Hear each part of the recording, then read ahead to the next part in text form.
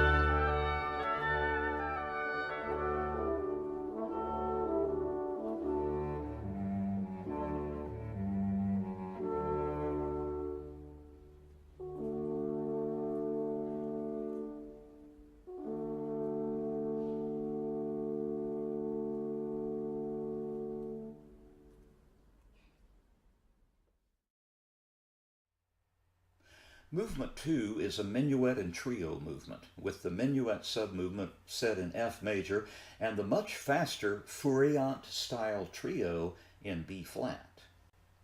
The traditional construction of such movements from Haydn on is both acknowledged and gone beyond in this movement, with the trio in particular including a development section very much in the tradition of sonata form.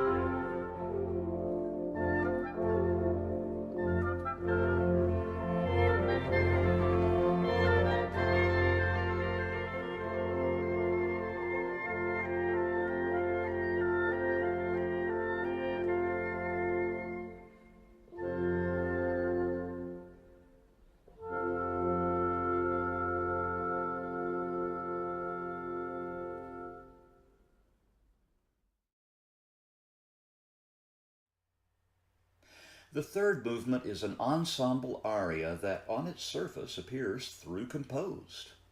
A little digging, however, turns up the same sonata form template that can be seen in the parallel movement of Mozart's Grand Partita, written for a similar ensemble almost exactly a century earlier. I think you might enjoy comparing the two, and will furnish a link in the description below. In this case, as well as that of the earlier work, the movement may be said to be monothematic, which of course obscures sonata form divisions, which then have to be discovered by an examination of key relations and the like. Just a little side note, the playing of the London winds is mostly quite fine, but the first oboist's approach in this movement strikes me as a little overripe.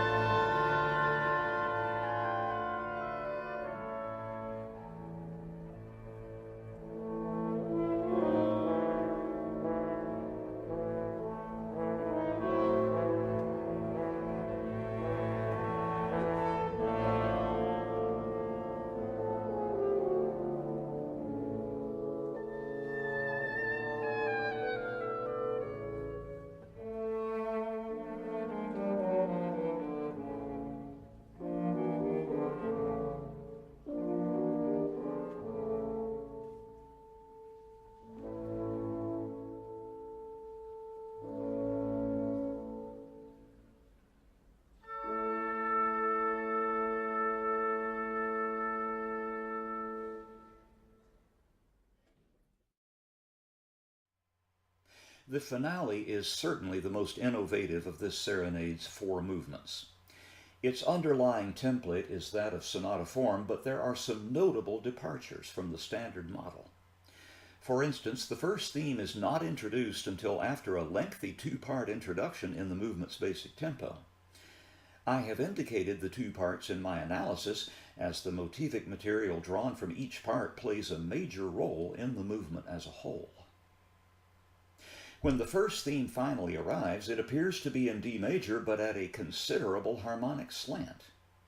It is, moreover, extremely restless, harmonically speaking, and it's hard to know how Dvořák might have treated it during the recapitulation had he chosen to do so.